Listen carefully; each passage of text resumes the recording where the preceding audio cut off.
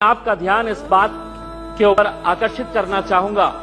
अध्यक्ष महोदय, family courts का मतलब सिर्फ ये नहीं है कि पति पत्नियों का विवाद, कि बच्चा किसके कब्जे में जाएगा, बच्ची किसके कब्जे में जाएगी, एलिमनी की अमाउंट कितनी होगी, कब दी जाएगी, कैसे दी जाएगी, घर किसके कब्जे में जाएगा, किसके हिस्से में जाएगा।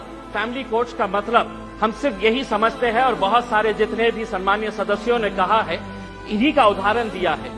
मैं मंत्री जी आपसे हाथ जोड़कर विनती करना चाहूंगा, हम एक ऐसे समाज के अंदर रहते हैं जहां एक नई संस्कृति को हम देख रहे हैं कि हमारे बूढ़े माँ बाप जिन्होंने हमें पाल पोस कर बड़ा किया है, जब वो बूढ़े हो जा रहे हैं तो इस देश के अंदर बहुत सारे ओल्ड एज होम्स खोले जा रहे हैं, वृद्ध आश्रम खोले जा रहे हैं।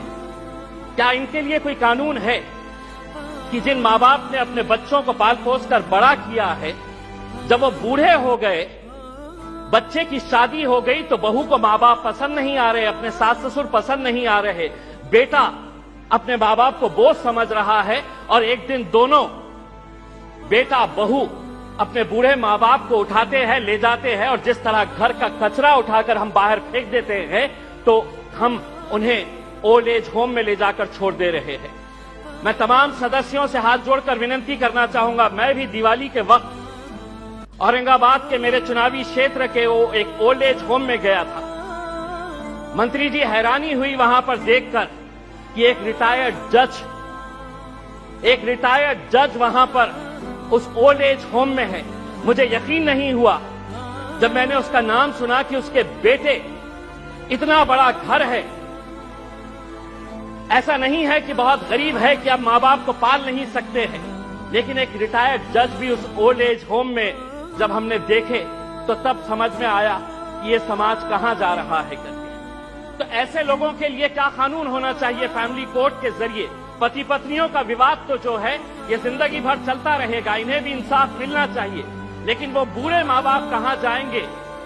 फैमिली कोर्ट के अंदर कुछ ऐसा सेक्शन लाया जाए कि जो बेटा अपने माँ बाप को कूड़ादान समझकर, कचरा समझकर ओल्ड एज होम में डाल रहा है, उसे अखबार के अंदर एक नोटिफिकेशन अपनी तस्वीर के साथ, अपनी फोटोग्राफ के साथ उस अखबार में उसे ये नोटिफिकेशन देना होगा कि मैं अपने माँ बाप को ओल्ड एज होम में डाल रहा हूं। ऐसे बच्चों को समाज के सामने हमें खड़ा करने की जरूरत है। लाइए कानून, वरना वो बूढ़े माँ बाप जो रोकने के अलावा कुछ नहीं कर सकते हैं, क्योंकि कोई कानून नहीं है। उनका कसूर सिर्फ इतना है कि उन्होंने अपने बच्चों को पाला पोसा बड़ा किया।